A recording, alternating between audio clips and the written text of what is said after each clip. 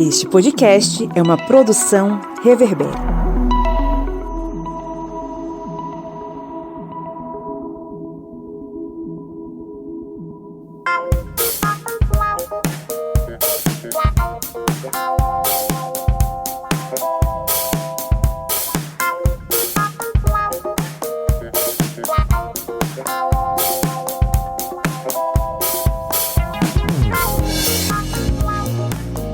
Olá, historiantes! Está entrando no ar a sua, a minha, a nossa Minipédia, o seu programete sobre assuntos históricos em formato expresso. Aquele podcast que em, no máximo, 30 minutos, você aprende alguma coisa sobre as ciências humanas e especialmente sobre a história, fica mais sabido e mais sabida e consegue lutar contra o fascismo com mais ferramentas, né? Eu sou o Pablo Magalhães e estou aqui acompanhado dele, o meu companheiro, meu camarada de Soviete, o senhor Kleber Roberto. E aí, pessoal, beleza? Feliz aqui, né, que a gente acabou de postar um super episódio no nosso podcast secreto, não foi, Pablo? Isso mesmo. A gente tava falando sobre racismo cotidiano e suas diversas práticas. Foi, assim, excelente. Mas, como acabei de dizer, é um podcast secreto só para apoiadores ou se você quiser apoiar a gente através do Aurelo. É isso aí. Você que acompanha a gente na Aurelo, você já pode ver aí no seu aplicativozinho que já está disponível, né? Se você for apoiador. Já quem nos apoia no apoia.se/historiante recebeu a notificação diretamente aí no seu e-mail ou no nosso grupo secreto no Telegram. Então, participe, ouça todos os nossos podcasts secretos e várias outras coisas, né? Que a gente nem falou aqui. Várias outras coisas como o tema do podcast de hoje, né? Que é uma sugestão de apoiador. Justamente, a sugestão do nosso apoiador Rony Von, que inclusive mandou, muito bem lembrado, Kleber Roberto. O Rony Von mandou uma mensagem aqui falando um pouquinho sobre essa escolha dele. Eu vou botar aqui para vocês ouvirem. Olá, pessoal que ouve o Historiante. Sou Rony Von, apoiador do Grupo Historiante. Estou muito grato pelo motivo do grupo gravar um podcast sobre a revolta dos quebra-quilos, sendo que é um conteúdo que eu tinha pedido um tempo atrás e que é pouco comentado pela comunidade, que é pouco conhecido e quase nem se falam nas escolas. Estou ansioso pelo episódio e um abraço para todos. É isso aí, querido Rony Von, um grande abraço. Esse episódio é pra você, assim como a gente gravou a Invenção do Nordeste com uma sugestão da nossa querida apoiadora Sai Dutra, que a gente também homenageou, botou lá a descrição, colocou uma dedicatória para ela. Kleber Roberto, hoje é dia de falar sobre o quê? Como você acabou de ouvir aí, na voz de Rony Von, nosso apoiador, vamos falar sobre a revolta do quebra-quilos, porque deu muito rolo e deu muito pano pra manga aqui no Nordeste. Vamos lá, 3 tópicos que resumem esse conteúdo, Clebão. Quais são? Bem, a gente vai ter que entender nessa revolta do quebra-quilos a mudança nos pesos e medidas, porque no Brasil Imperial, ali nos finais do século XIX, era um misto variado de sistema de medidas, a repressão que ocorreu contra este movimento, porque a gente vai entender 2 pontos dentro dessa repressão, tanto a questão dessa repressão ligada às oligarquias sertanejas que lutaram contra a classe trabalhadora, como também a própria truculência das tropas no ato de inibir a revolta do quebra-quilos. É isso aí. Antes de a gente entrar no nosso conteúdo, né, a gente não pode esquecer que semana passada a gente deixou uma pergunta para os nossos ouvintes. Será que a galera conseguiu tirar nota 10? Kleber, qual foi a pergunta que a gente deixou semana passada? Isso mesmo. Lá no nosso podcast sobre mitos sobre a escravidão no Brasil, deixamos a pergunta: as leis abolicionistas, Lei Feijó, dos sexagenários, do ventre livre, representaram melhoria na vida dos escravizados antes da Lei Áurea? E a resposta foi a letra C, não. Essas leis representaram travamentos na abolição, já que davam concessões graduais e muitas vezes com pouco alcance, assim retardavam a libertação definitiva dos escravizados. Perfeito. Adivinha quantas pessoas acertaram a porcentagem dos acertos, Kleber? Qual a porcentagem? Acho que foi 95%, igualzinho ao aumento dos combustíveis. Não, foi 100%, Kleber. Todo mundo acertou, que nem na enquete anterior. Então tá 2-1 para os ouvintes, viu? Ou seja, Eles erraram a primeira, a maioria errou a primeira, acertaram 100% a segunda, acertaram 100% a terceira. Não tô curtindo muito isso não, tem que pegar pesado. Beleza, então vamos para o nosso conteúdo.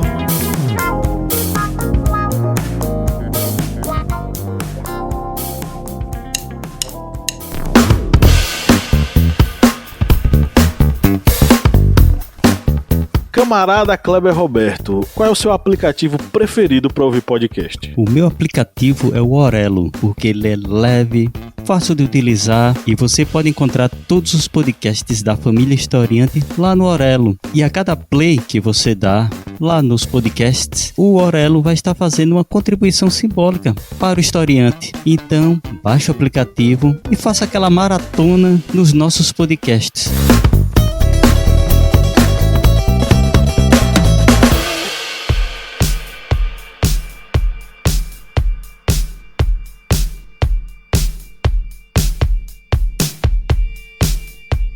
A Revolta do Quebra-Quilos é uma das páginas da história do Brasil que poucas pessoas conhecem, mas que é muito importante para a gente compreender a cultura sertaneja nordestina. Por que eu estou falando isso? A Revolta do Quebra-Quilos ela tem a ver com um processo de transformação no modo como as pessoas se relacionavam economicamente aqui no Nordeste, em especial no estado da Paraíba. É no estado da Paraíba que esse evento vai acontecer inicialmente, especialmente na cidade de Campina Grande, mas aí já sendo um reflexo do que estava acontecendo nas cidades interioranas, as cidades menores, que tinham como prática a grande feira livre. Quem é de cidade pequena, principalmente do Nordeste, sabe que a feira, que acontece geralmente num dia da semana, é um momento fundamental para a economia sertaneja, porque diversos comerciantes e produtores agrícolas levam seus produtos até a praça principal, onde eles estendem a sua tenda, ou colocam a sua barraca, ou estendem uma esteira no chão e colocam seus pertences, seus produtos, e vão ganhar a sua vida e fazer as trocas comerciais. Essa economia, ela era baseada num processo de medições muito característico da nossa região, mas também de outras regiões, tá? Como nós tínhamos uma grande população analfabeta, sem acesso necessariamente mesmo à educação, foi desenvolvido durante a formação cultural, né, do sertão, do Nordeste, um modo de se medir as coisas. Esse modo de se medir as coisas tinha muito a ver, por exemplo, com a própria dimensão do corpo humano, né? A gente utilizava o palmo para medir o tamanho de alguma coisa. A gente utilizava determinados utensílios do nosso dia a dia, por exemplo, a cabaça, né? Ou pelo menos uma parte da cabaça que se fazia a cuia. A cabaça é um instrumento da natureza que é utilizado, furado e utilizado como recipiente para levar coisas, como água, líquidos geralmente. E a parte de baixo dela era cortada para fazer a cuia. Essa cuia era uma medida de venda naquele momento, uma medida de troca naquele momento. E tudo isso faz parte de um negócio que nós chamamos de economia moral sertaneja. Essa economia moral sertaneja, né, primeiro vamos explicar o que é economia moral. Economia moral é a forma como uma sociedade ela estabelece padrões de troca, de venda, de comercialização, tendo como base critérios morais, da moralidade local, critérios culturais, digamos assim. Então, o que é que acontece? A população da região, ela já se utilizava de formas de medir as coisas, muito baseado nesse seu dia a dia, né? Dessa forma de medir as coisas através de utensílios comuns ou de medidas do próprio corpo humano. Então, você vendia uma cuia de arroz, né? O tanto que pode ser colocado na cuia do arroz. Você vendia não 1 quilo de uma carne, mas 1/4 do bode, né, que geralmente é a carne mais apreciada por aqui. Você vendia um quarto de bode, você vendia uma cuia de arroz, você vendia um mói de feijão, você vendia um saco de arroz. Então esse era o sistema métrico nosso, né, daqui do Nordeste, naquele período. E é nesse momento que a gente vê essa formação dessa economia moral sertaneja, essa economia baseada na cultura que nós tínhamos aqui de trocas e de vendas. Só que aí o que acontece? Chegou o danado da padronização universal que o Império queria colocar também aqui, né, Kleber? Isso mesmo. Pablo falando aí sobre a questão da cuia, aqui em Petrolina, em Pernambuco, eu lembro de ir com meu pai na feira e pedir 1 litro de feijão. Litro, isso mesmo, litro. Aí não era a garrafa em si de vidro, mas era tipo um tubo de zinco, que ali tinha uma medida equivalente a 1 litro de líquido, qualquer líquido. Mas se fazia a medida de 1 quilo de feijão, 1 quilo de milho, 1 litro de farinha, 1 litro de feijão. Isso não tem muito tempo, não. É assim, no máximo uns 20 anos atrás, assim, já saindo da adolescência, ou seja, não tem muito tempo que existia esse sistema ainda aqui de vendas no litro de produtos em grãos. Mas aí, voltando ao conteúdo aqui, o Império, ele quis padronizar, porque realmente no Brasil havia vários tipos de medida. A braça, o feixe, o quintal... Tudo isso eram padrões de medidas porque eram diversos. E lembrando que esse padrão que nós usamos no Brasil é um padrão francês, que foi através de muitas pesquisas para fazer a padronização dos comprimentos, da medida de líquidos, também da medida de pesos. Ou seja, não era algo tão antigo. E realmente, por não existir uma padronização, digamos, universal, aí se utilizava várias medidas, como dito por Pablo, de extensões corporais. O palmo, a braça, mas aí o Império, a partir do momento que os franceses fizeram a padronização, o Império também quis fazer a padronização. Só que aí o negócio começa a complicar, porque começa a atingir a população mais carente, porque a gente vai imaginar que os pesos não são gratuitos, as balanças também não são gratuitas. Lembra que eu falei do litro de feijão? Isso ocorria porque a balança era um instrumento caro há 2 décadas atrás. Imagine no meados do século XIX. Era algo caríssimo. E o comerciante ele tinha que repassar o preço da aquisição da balança ou das medidas para o consumidor. Vai encarecendo o custo. Também vai se somando a essa carestia que vai ocorrendo por causa da inserção desses materiais, dos pesos, das balanças, vai também ocorrendo uma inserção de impostos, como o imposto do chão. Se você não sabe o que era imposto do chão, era o imposto que o feirante ele tinha que pagar por ter um pedacinho de chão ali na feira livre. Ele chegou lá, botou seus sacos de feijão, de milho para vender, ele tinha que pagar um imposto, que era o imposto do chão, daquela área para ele fazer a venda. Aí vocês vão vendo, né, que está somando coisas para a população, está somando a mudança da economia moral da população, como explicado por Pablo, vai somando uma carestia de produtos por causa da inserção desses pesos, vai se somando também a questão dos impostos, ou seja, vocês vão vendo que vai se formando um turbilhão de situações, que até lembra o caso do ludismo, não é, Pablo? O ludismo que ocorreu na Inglaterra, vai se somando problemas, e aí a população chega um momento que acaba explodindo. Pois é. A cobrança do imposto, ela chegava a uma coisa absurda, né? Porque tem um trabalho, uma monografia da Luana Neri Lime, uma monografia muito bacana, muito interessante, inclusive feita no estado da Paraíba, que ela faz uma observação bem interessante sobre esse processo. O próprio imposto, ele chegava a corresponder ele chegava a ser mais caro do que o próprio produto, do que o pessoal estava vendendo. E aí as pessoas elas começaram a desenvolver mecanismos artifícios para não ser cobrado, né, pelo imposto do chão. Por exemplo, um desses artifícios passou a ser vender as mercadorias em cesto feito de palha, os famosos balaios, né? E aí eles colocavam na cabeça e ficavam assim meio que trafegando pelas ruas da cidade, enquanto os cobradores de impostos ficavam passando, né, vendo se eles estão colocando as coisas no chão. Nem sempre essa forma de driblar os fiscais dava certo. Até porque os fiscais também criaram um mecanismo para fazer com que os caras pagassem o imposto, né? Os fiscais chegavam, começavam a trocar ideia com o comerciante, e papo vai, papo vem, o fiscal oferece um cigarro, uma cachaça, um bate-papo, e aí a pessoa coloca o balaio no chão. Aí o fiscal vai lá e faz o papel dele, que é cobrar o indivíduo, né? Bicho esperto, viu? Bicho malandro. Pois é, aí mala tem em todo canto, né? Aí o que acontece? As pessoas começam a se revoltar e, simultaneamente, em várias cidades, a gente vai ter a insurreição de várias das pessoas contra a cobrança, né? Principalmente ali nas feiras de Fagundes, Ingá, Areia, Pocinhos, Umbuzeiro, mas principalmente em Fagundes. A partir daí, com essa revolta, né, as pessoas começam a... Como é que as ações dos quebra-quilos ocorriam, né?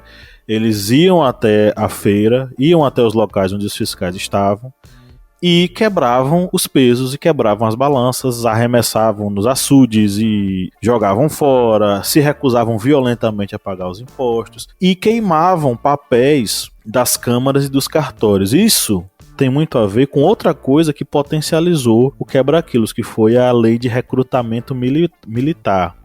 E é bom a gente mencionar porque o quebra-quilos começou com uma revolta contra os pesos e as medidas, mas começou a tomar proporções maiores porque outros anseios começaram a chegar, como por exemplo dessa nova lei de recrutamento que obrigava homens livres e libertos com idade de 19 e 30 anos a prestar serviço militar, né? Acontecia um sorteio e quem fosse sorteado teria que ir. A exceção era aqueles que pagassem a contribuição marcada pela lei, que fossem graduados ou estudantes, que apresentassem um substituto ou que fossem proprietários, administradores ou feitores de uma fazenda com mais de 10 trabalhadores. A população na época entendeu que isso era mais uma tentativa de escravizar as pessoas, e os anseios disso somaram à revolta dos quebra-quilos, principalmente esses anseios sendo liderados por mulheres. Essas mulheres, elas se recusavam que os seus maridos eles prestassem serviço militar. Elas ficaram conhecidas como as rasgalistas, né? Elas não queriam perder o pai, o marido, os filhos, enfim. E aí iam, enfim, com uma estratégia de resistência, elas iam e confrontavam as autoridades, mas, obviamente, eram duramente reprimidas, tinha castigo pelo protesto, enfim. Isso se somou ao quebra-quilos e virou um negócio muito maior, e o que aconteceu? Aconteceu que em 31 de outubro daquele fatídico ano de 1874, Campina Grande assistiu a uma invasão de centenas de pessoas na cidade, na feira da cidade, protestando contra os pesos e medidas, gritavam, quebravam as coisas, quebravam os moldes dos pesos, destruíam as barracas e principalmente iam até a administração pública cobrar, né? Então invadiram até os mercados, as coletorias, a Câmara Municipal, destruíram tudo, né? E geralmente eles defendiam a ideia de que seria preciso um dilúvio de sangue para que desapareçam eternamente dessa terra os ladrões, porque para eles aquilo era um roubo, mais um roubo nos cofres públicos, mas necessariamente mais um roubo para os seus próprios cofres. Isso tem a ver com o ludismo, como o Cléber mencionou, porque o ludismo foi um movimento de trabalhadores contra as máquinas típicas da Revolução Industrial, que chegaram para aumentar a velocidade de produção, mas também para reduzir o número de vagas desses trabalhadores nas fábricas. O que aconteceu foi que os trabalhadores se reuniam e destruíam as máquinas como forma de protesto, e se você for parar para pensar, sim, é um exemplo claro de ludismo, essa revolta do quebra-quilos quebrando essas ferramentas de medição que no final das contas dificultavam e muito o trabalho dos feirantes, que eram trabalhadores pobres, eram trabalhadores não escravos, pobres, que naquele contexto da República, né, nós estávamos na Primeira República, eles eram vistos de uma forma muito temorosa por parte das oligarquias sertanejas.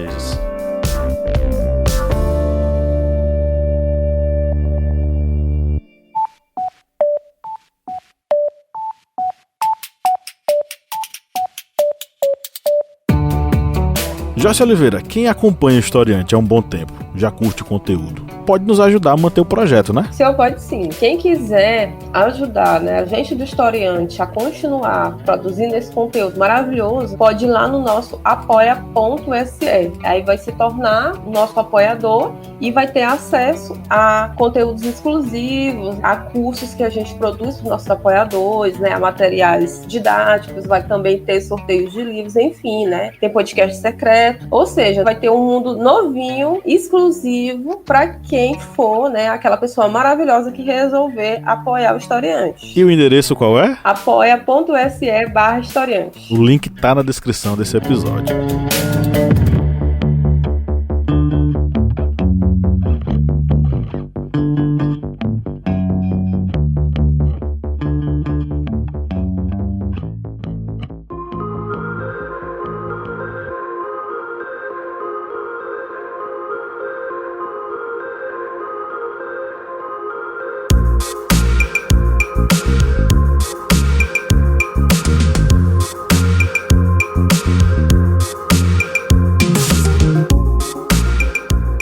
Vocês vão vendo, né, que essa revolta não foi uma revolta tão rápida. Foi uma revolta que ela ainda perdurou por um certo tempo. Isso aí ela se alastrando por outras localidades, em Pernambuco, Alagoas, Rio Grande do Norte, e sempre com uma característica bem peculiar, que era exatamente a tentativa de legitimar o costume ainda de manter a certa padronização ainda voltada para a padronização antiga, da braça, do feixe, do palmo, e isso aí iria logicamente de encontro ao que as autoridades queriam, que era exatamente essa modernização do Brasil, deixando para trás esse caráter mais, digamos, do costume popular, do apalavrado, daquela coisa mais costumeira, rotineira das populações mais humildes. E, como bem dito, no início, quando começou a repressão, ela foi uma repressão extremamente violenta, porque já vinha aquela ideia de que era uma ideia de modernizar o Brasil, com essa ideia dos novos pesos e medidas, contra um costume arcaico, um costume antigo. E a gente sabe que, infelizmente, quando se tem essa ideia de que uma determinada esfera social se acha superior ao outro, ele acaba se utilizando de uma força extremamente demasiada para reprimir os mais humildes. E foi exatamente o que ocorreu, porque ocorreu a intervenção das forças imperiais, que elas foram enviadas para conter esses distúrbios. E aí esses distúrbios, eles foram não somente contra também a população, mas também foram até contra religiosos, já que se tinha a ideia, já que nos gritos de guerra feitos pela população, eles indicavam que era viva a religião e morra a maçonaria, ou seja, começou-se a ter uma ideia de que a igreja também poderia estar por trás de toda aquela crendice, entre aspas, digamos, popular. E aí houve a prisão de religiosos que eram suspeitos de serem líderes do movimento, e as tropas do governo, elas não chegaram somente com a ideia de chegar e conter, eles chegaram realmente armados com os mosquetões, com baionetas, chegaram através do mar para ser um movimento mais rápido, vindo de outros estados como o Maranhão, e a debelar o movimento acabou sendo de forma bem cruel, porque houve o uso da violência, mas também houve o uso da tortura com relação a muitos que foram presos. Antes da gente entrar nessa questão da tortura, eu esqueci de falar que em Campina Grande teve uma famosa batalha de rapaduras. Quando os revoltosos chegaram e começaram a destruir as coisas, a polícia local começou a fazer a repressão, né? E aí os revoltosos, eles saltaram numa barraca que estava vendendo rapadura e começaram a usar rapadura como arma, né? Inclusive, eu não sei porque eu tô rindo. Uma rapadura arremessada bateu na cabeça do chefe de polícia e ele morreu. né? O cara veio a óbito.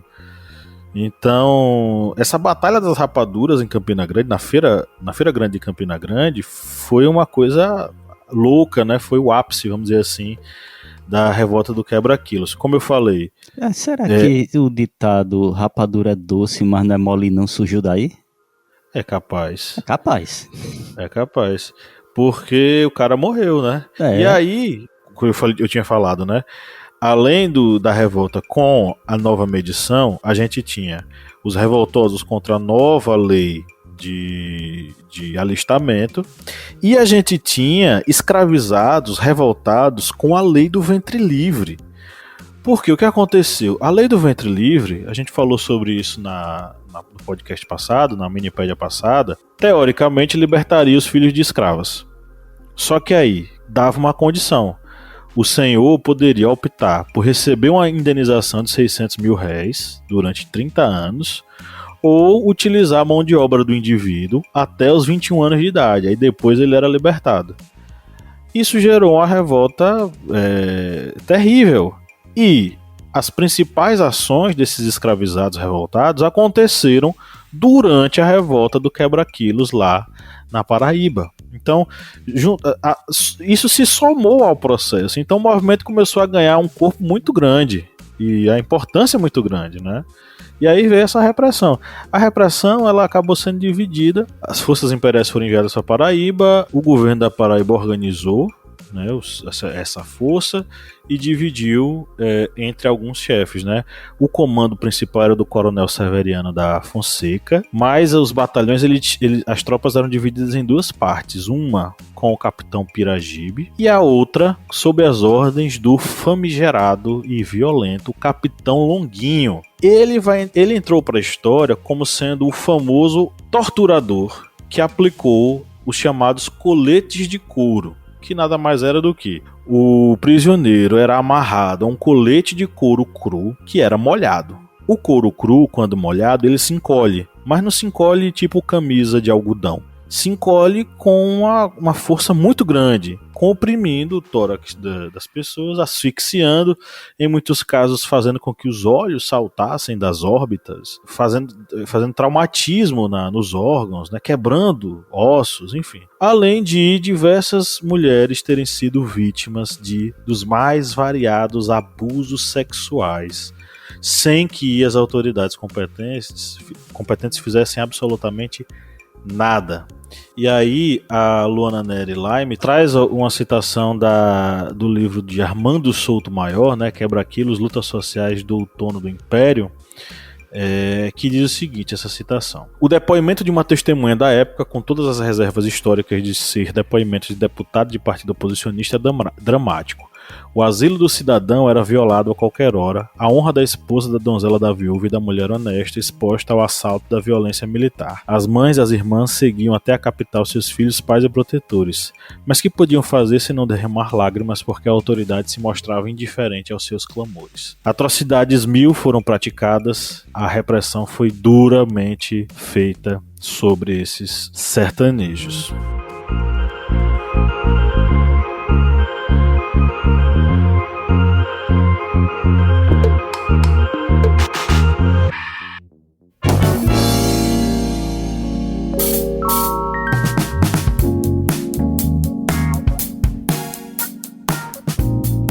Bom, Kleber, Roberto, nós temos hoje mais uma pergunta, né? Isso mesmo, vamos mandar aqui uma pergunta para ver se o pessoal tá bom, né? Se a gente consegue empatar, né, esse placar aí. Vamos lá. Já tá 2-1 para a audiência, vamos lá. O quebra-quilos foi a denominação dada aos movimentos sociais ocorridos na Paraíba, Pernambuco, Rio Grande do Norte e Alagoas, contrários à lei aprovada em 26 de julho de 1862, vigorando a partir de 1872, que determinava a adoção do sistema métrico decimal único em todo o Império.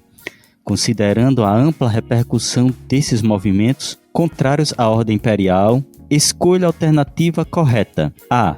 Os manifestantes almejavam a definição legal de um sistema de pesos e medidas para cada província. B. Os protestos eram avessos à adoção do sistema métrico decimal único e também aos altos preços, custo de vida elevado e a cobrança de impostos. E C. O Partido Conservador, no comando político das províncias envolvidas, apoiou o movimento Quebra-Quilos. Isso aqui tá fácil demais. Vou dar nem dica. Aí eu vou responder. Bom, vamos ver, né? Se a galera vai vencer também de novo dessa vez, né? Se vai todo mundo acertar mais uma vez. A enquete, como vocês já sabem, o link tá na descrição do episódio. Clica e já vai aí escolhendo qual é a resposta correta, né? A gente falou sobre um bocado de coisa aqui, a gente falou sobre como essa padronização veio para se sobrepor sobre a prática cultural que já existia, o que a gente chama de economia moral, que é um conceito de um historiador chamado Edward Palmer Thompson, né, que analisava a economia moral dos camponeses trabalhadores ingleses, né, na Idade Moderna. Nesse caso, nós estamos aplicando esse conceito aos feirantes paraibanos no início do século XX, né, que também praticavam uma economia moral baseada no sistema métrico típico do sertão nordestino. Bom, chegamos à reta final da nossa gravação. Eu vou sugerir fortemente que você leia com certeza a monografia lá da Luana Neri Lime, né, pela Universidade Estadual de Paraíba, A Revolta dos Quebra-Quilos na Paraíba e suas influências para o uso do sistema de medidas padronizado, e o trabalho, né, da Maria Verônia Secreto, Desmedidos, A Revolta dos Quebra-Quilos de 1874 a 1876. É um trabalho interessante e que foi publicado pela editora da FAPERJ, né? Bem, é um trabalho que traz alguns conceitos muito interessantes, como o conceito de economia moral sertaneja, tão necessário para a gente entender o porquê do sistema métrico ter feito tantas pessoas se revoltarem lá naquele momento, né? E aí, Cleber, você tem o que para sugerir para essa galera? Bem, eu vou indicar aqui um livro, que é o livro Revoltas, Motins, Revoluções, Homens Livres, Pobres e Libertos no Brasil do século XIX, que é da historiadora Mônica Duarte Dantas. E esse livro ele vai abordar várias revoltas que ocorreram no Brasil. Vai ter desde o motim Carne Sem Osso, Farinha Sem Caroço, que a gente já fez até postagem em nossas redes sociais. Vai ter também a revolta do Quebra-Quilos, o motim do Vintém. Vai ter também falando sobre a Guerra de Canudos, ou seja, ela vai abordar exatamente todos esses movimentos que ocorreram no Brasil a partir desse olhar das pessoas humildes, dos livres, pobres e libertos no Brasil, já que é uma história que a gente é tão difícil de encontrar. A famosa história vista de baixo, né? Exatamente. Então é isso, um grande abraço e tchau, tchau, galera. Valeu, pessoal, até mais.